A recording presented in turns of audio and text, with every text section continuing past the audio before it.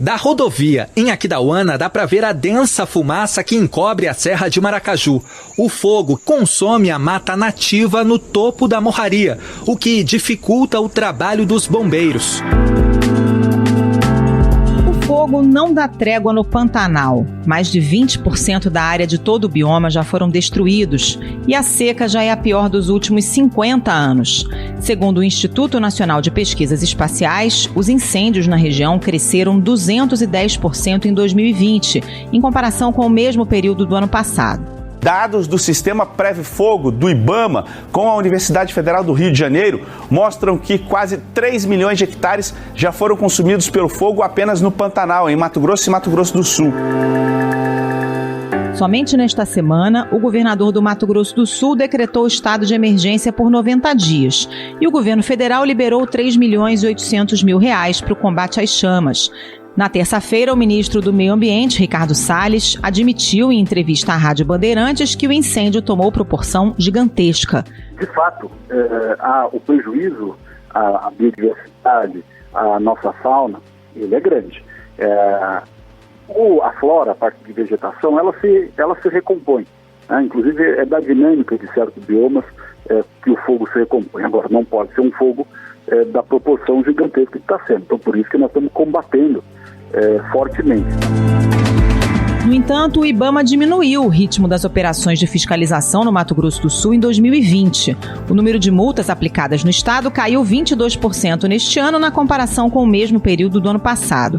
A Polícia Federal apura a origem do fogo e 5 fazendeiros são investigados. Aqui na cidade de Corumbá, 3 armas foram apreendidas na casa de um fazendeiro e ele foi preso em flagrante por posse ilegal de arma. A PF usou imagens de satélite e também sobrevoos em toda a região que já foi queimada e identificou onde começaram esses grandes incêndios aqui no Pantanal. O dano ambiental causado ao Pantanal é reversível? Que impacto ele tem sobre as espécies da região e o equilíbrio climático do país? O que está por trás dos interesses dos fazendeiros que realizam queimadas? A pressão internacional de ambientalistas e empresários pode surtir efeito? Esses são os temas do Ao Ponto desta quinta-feira. Eu sou Carolina Moran, sem Roberto Maltic, que está de férias, e neste episódio converso com o cientista político e sociólogo Sérgio Abranches. Fique com a gente.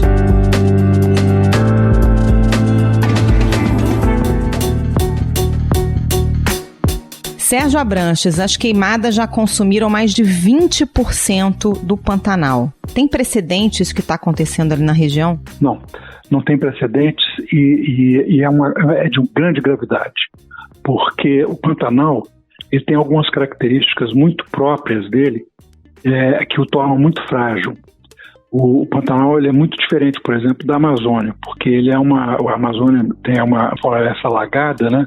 Ela tem as suas próprias águas, quer dizer, ela é toda cortada por águas, nascem rios nela e ela recebe rios dos Andes, da região andina, então ela é muito bem servida de água. Então, é a nossa principal bacia. O Pantanal não. O Pantanal, toda a água dele, ele é a maior terra úmida do mundo, a maior que tem. Mas é uma região úmida, é uma zona úmida, que na verdade recebe a água na época da cheia do Planalto, do Cerrado. Então ele é muito vulnerável também à queimada que está acontecendo no Cerrado e ao desmatamento, porque isso vai reduzir a água que vem do Cerrado, do Planalto, e aí vai reduzir a água do Pantanal. O Pantanal pode se transformar num deserto. O curso d'água nem de longe parece o de um rio que é considerado um dos maiores do Brasil. A estiagem criou bancos de areia no Rio Paraguai, em Ladário, Mato Grosso do Sul. Os pescadores atravessam de uma ponta a outra caminhando. A outra característica importante dele é o seguinte: como ele é uma região de transição entre a Amazônia e o Cerrado, ele tem uma fauna e uma flora riquíssimos. A flora dele, a parte de cerrado que ele tem, é muito resiliente ao fogo, ela se recupera com relativa rapidez, como acontece com o cerrado, mas a fauna não. Então a perda de animais que a gente está assistindo agora, uma morte absurda da quantidade de animais, de espécies de animais que estão sendo destruídas, algumas provavelmente até ameaçando de extinção, é muito grave, é muito ruim. O fogo está se aproximando da rede de proteção da Serra do Amolaro, um complexo de reservas perto do Parque Nacional. É onde tem as serras na planície do Pantanal.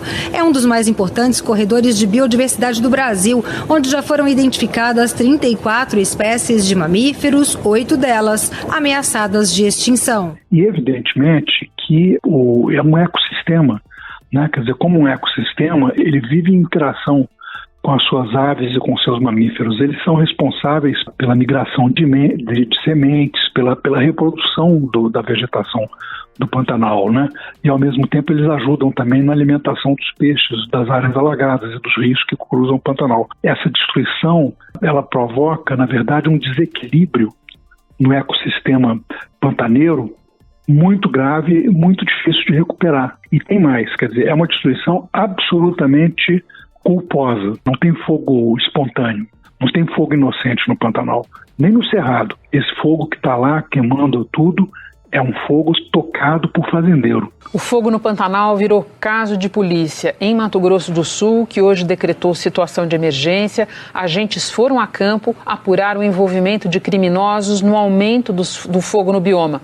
A suspeita é que alguns deles tenham começado dentro de fazendas no norte do estado com o objetivo de ampliar as áreas de pastagem. É fazendeiro que queima o fundo da fazenda dele, que é mais difícil de acesso e tal, para depois transformar em pasto. É um processo de desmatamento ilegal e de queimada ilegal, feito pelos fazendeiros, e não são fazendeiros pequenos. No Pantanal não tem pequena propriedade, só tem grande propriedade, só tem enormes fazendas.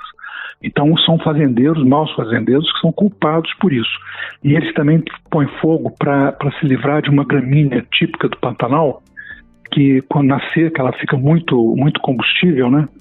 E é uma tragédia, porque é uma vegetação específica do Pantanal, que se for destruída e desaparecer, acaba. E o Pantanal tem espécies, como o Cerrado tem também, muito importantes do ponto de vista espécies frutíferas, espécies, inclusive da biodiversidade, da nossa diversidade biológica, que podem servir como princípio ativo de medicamentos, de cosméticos importantes. Então, realmente é uma tragédia, é uma perda de um patrimônio econômico, certamente ambiental também, né?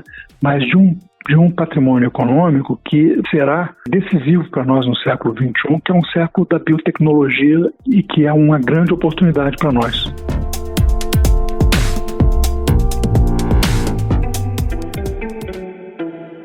Esse ano teve uma conjunção de fatores, né? As queimadas que acontecem anualmente ali na região, junto com uma estação seca e com uma redução da fiscalização também, né? É claro, eu acho que o componente mais importante aí é a cumplicidade do governo federal e dos governos estaduais que procrastinaram. Por exemplo, o governo do Mato Grosso só decretou calamidade agora, recentemente, né? Depois de já ver que veio uma quantidade enorme sendo queimada. Em Mato Grosso, o decreto de situação de emergência em decorrência dos incêndios florestais foi homologado hoje pela União. A medida vai permitir que o Estado adote ações de reforço na prevenção e combate aos focos de incêndio que já atingem também áreas turísticas como a Chapada dos Guimarães. Não houve prontidão das brigadas anti-incêndio preventiva, né, para já ficarem a postos, para evitar qualquer problema, monitoramento, que é tão fácil fazer hoje. Você põe lá uma meia dúzia de drones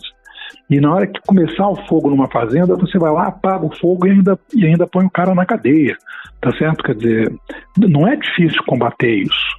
Aí tem essa cumplicidade do governo federal. Ainda ontem eu estava vendo o desministro do meio ambiente, porque é um destruidor do meio ambiente, Ricardo Salles, dizendo, não vamos acabar com a prática tradicional, um traço cultural que é o fogo controlado. Não existe fogo controlado, isso é um mito, é uma bobagem, sabe? Não tem como controlar o fogo. Você põe o fogo, vem o vento, leva as fagulhas e acabou. Ninguém controla, como a gente está vendo. Eu já andei muito pelo Cerrado, eu sou do Cerrado, eu sou sertanejo, e eu já me encontrei 2 ou 3 vezes cercado de fogo. É incrível, porque de repente você está andando numa área que não tem fogo, e quando você olha para todos os lados tem fogo. né? Quer dizer, se não sai com muita rapidez, fica lá e morre. Ainda no Pantanal, em Cáceres, um zootecnista de 36 anos morreu após ter quase 100% do corpo queimado. Ele tentava apagar um incêndio na fazenda onde trabalhava. E as secas cada vez serão mais graves, né? Quer dizer, esse é um outro componente. As secas serão mais prolongadas e mais graves, porque nós já estamos vivendo a mudança climática. Não é uma questão de se e quando vai haver mudança climática. Está havendo mudança climática. Quando eu comecei, Carolina, a falar sobre meio ambiente na CBN, a gente criou, eu, Marcos Sá Correia e o Kiko Brito, o site O Eco. A gente tinha as primeiras discussões, saiu um número especial da National Geographic falando sobre a mudança climática e tal. E aí havia ainda uma discussão, né? Por exemplo, eu me lembro que a gente entrevistava cientistas na época, climatologistas, e perguntava assim, mas é aquele furacão, ele já é mudança climática, essa seca grande que teve, ou, enfim, algum evento climático mais extremo? Aí eles diziam assim, olha, a gente não pode dizer que eventos isolados a gente não pode atribuir à mudança climática. Hoje, a maior parte dos climatologistas, se você perguntar, vai dizer o seguinte, já é mudança climática, ela já está ocorrendo. Não à toa temos grandes incêndios não só no Brasil, mas na Califórnia, na Austrália, tem vários lugares do mundo, né? Na quarta-feira, São Francisco amanheceu assim. Quase 17 graus mais fria que no dia anterior e laranja. A fumaça provocada pelo maior incêndio da história dos Estados Unidos encobriu a cidade. E os raios de sol, bloqueados pela nuvem espessa, lembraram as cenas de um mundo futurista devastado no filme Blade Runner 2049. Pois é, na Europa, há pouco tempo atrás, em Portugal, Grécia e tal, teve incêndios enormes, né? Com muita perda patrimonial. Então a gente vai ter que aprender a lidar com isso. Não é aprender a aceitar o fogo, é ao contrário, é aprender a prevenir e a evitar o descontrole, né? E fazer realmente a punição daqueles que são responsáveis, porque não são difíceis de encontrar. Aqui é mais fácil de encontrar do que, por exemplo, na Califórnia. Na Califórnia você tem lá um trilheiro, alguém que vai fazer uma trilha, ou um viajante e tal, que deixa um fogo pegar e aí ele sai de controle. É culposo, mas é uma coisa diferente, não é uma coisa sistemática. Aqui não, quer dizer, aqui é gente que tem propriedade na área, é gente que tem CGC, tem CPF, sabe, tem carteira de identidade, título de eleitor, é gente identificável e punível. Basta querer. Agora, Sérgio, você falou do fator econômico, não à toa, várias entidades se reuniram, 230 entidades do agronegócio, ONGs, outros setores, e apresentaram para o presidente Jair Bolsonaro um pacote, né, com ações para serem adotadas aí para combater o desmatamento, principalmente na Amazônia. E juntos, ambientalistas e ruralistas criaram a Coalizão Brasil, Clima, Florestas e Agricultura, que reúne mais de 200 organizações de proteção e de produção. Hoje, o grupo entregou ao governo federal um conjunto de 6 medidas que visam estancar a destruição do meio ambiente e os prejuízos ao Brasil e à imagem do país lá fora. E aí, tem empresas do porte da JBS, Marfrig, os grandes frigoríficos que atuam aqui no Brasil e no mundo. A lógica econômica hoje já diz que não vale a pena, né, produzir carne, produzir para o agronegócio desmatando. Por que isso muitas vezes essa lógica não chega na ponta? O fazendeiro acha que vale a pena mesmo assim atear fogo e depois vai vender sua produção para quem? Não tem uma perda econômica aí? Não é contra a lógica, inclusive financeira? Tem, mas acontece que o que está acontecendo Carol, é que hoje a gente tem 2 tipos de agronegócio. A gente tem um agronegócio predador, que faz parte de uma cadeia de legalidade, em que o gado serve para lavar dinheiro de vários setores diferentes da sociedade. Ele não está interessado na exportação, ele não está interessado na qualidade, ele vende para pequenos açougues, para redes locais, regionais. E às vezes não está nem interessado em vender, porque no fundo aquilo dali é ativo de lavagem de dinheiro, né? E tem o agronegócio profissional, que está cada vez se movendo mais para ser um agronegócio de alta tecnologia, né, de alta precisão, e esse vive da exportação e não pode definitivamente correr o risco de perder os mercados externos. E é esse que está na coalizão. Eu sempre falei na CBN e nas coisas que eu escrevi sobre o meio ambiente, que o setor do agronegócio não sabia separar o joio do trigo. E ao não saber separar o joio do trigo, passaria a ter um prejuízo grande, porque a reputação do agronegócio brasileiro seria manchada pelo comportamento do mau fazendeiro, né, do mau produtor. E agora isso começou a aparecer. Eles começaram a sentir o efeito disso e abriram uma dissidência, quer dizer, a associação que está fazendo parte dessa coalizão que você mencionou, de empresários, ambientalistas e cientistas, é uma dissidência da representação ruralista tradicional, porque essa não tem nenhum empenho, essa representa o velho agronegócio, o mau agronegócio. Essa coalizão ela é muito importante porque ela representa um fator novo no Brasil, né? Quer dizer, é uma aliança na qual agora pesos pesados da economia, não vamos esquecer que também tem os bancos, né? Os fundos de investimento, quer dizer, os que dominam a economia global estão empenhados nisso, as seguradoras, quer dizer, só tem mega empresa nessa base aí, né? Essa coalizão, ela tem muito poder econômico, ela de fato faz diferença, muito provavelmente não persuadirá o governo Bolsonaro, porque o governo Bolsonaro ele está imbuído de uma visão do mundo que não tem lugar para proteção ambiental. Tá pegando fogo no Pantanal?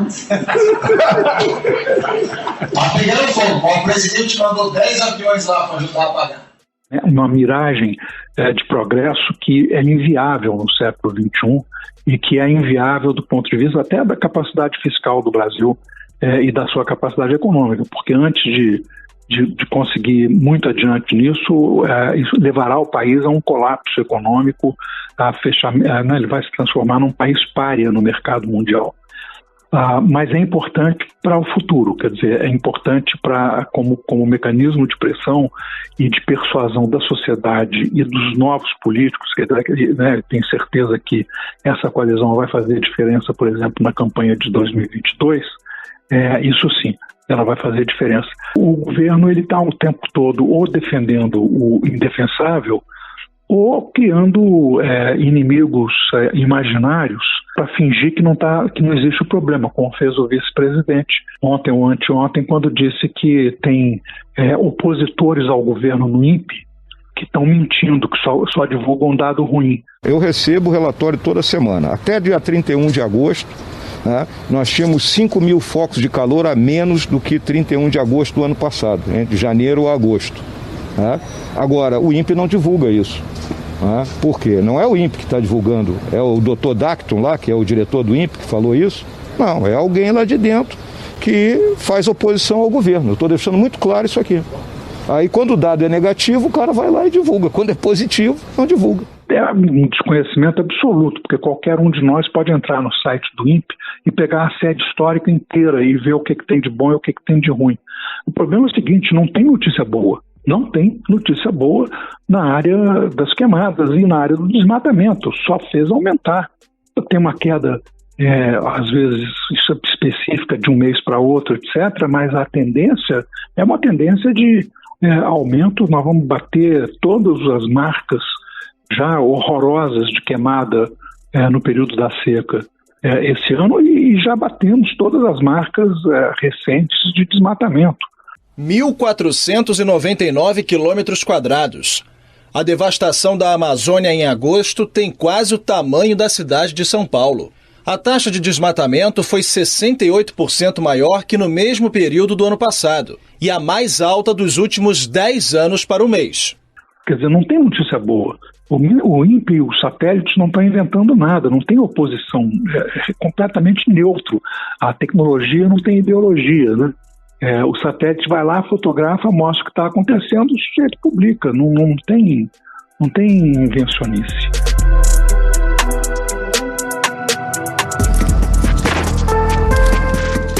recuperável esse dano, Sérgio? Ou a gente está perto de um ponto de não retorno também no Pantanal? Na Amazônia fala-se nisso, né? Num ponto de não retorno em que não daria mais para recuperar o que já foi perdido. No Pantanal esse conceito também se aplica? Olha, no Pantanal e no Cerrado, né, que fazem parte do mesmo complexo. Como eu falei, quer dizer, eles são ligados pelas águas, né? E pela própria vegetação, a parte importante da vegetação. Nós estamos chegando num momento muito perigoso, pelo seguinte, porque mesmo com a capacidade de regeneração que o Cerrado tem, esse desmatamento desenfreado está reduzindo a quantidade de veredas, nascentes d'água, e está reduzindo as águas dos rios, né? As secas estão ficando muito mais rigorosas nos rios. E uma hora dessas eles não voltam ao seu leito normal.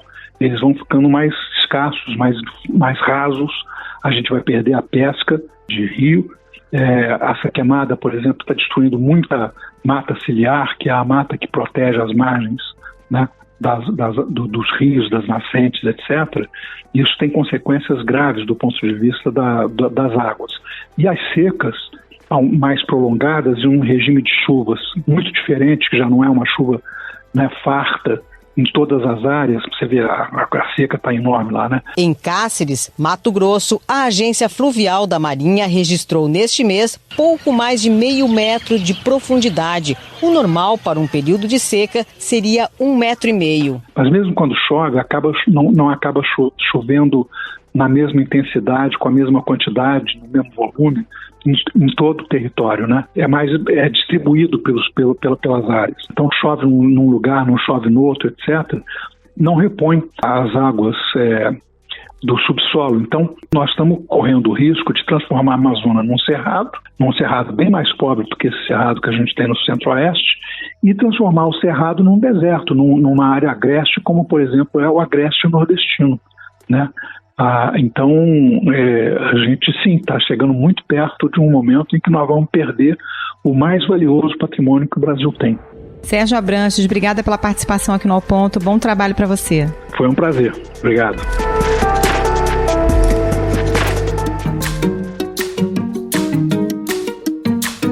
Esse foi o Ao Ponto de hoje, o podcast diário da redação do Globo. Nessa conversa a gente conta com a participação de toda a equipe do jornal, as mesmas pessoas que levam até você informação e análise de qualidade todos os dias. Quer saber mais? Assine o Globo. Acesse assineoglobo.com.br e confira todas as notícias e reportagens especiais. Lembrando que o conteúdo de serviço do combate ao coronavírus está aberto, não é necessário ser assinante. A edição deste episódio foi do João Guilherme Lacerda. Até mais.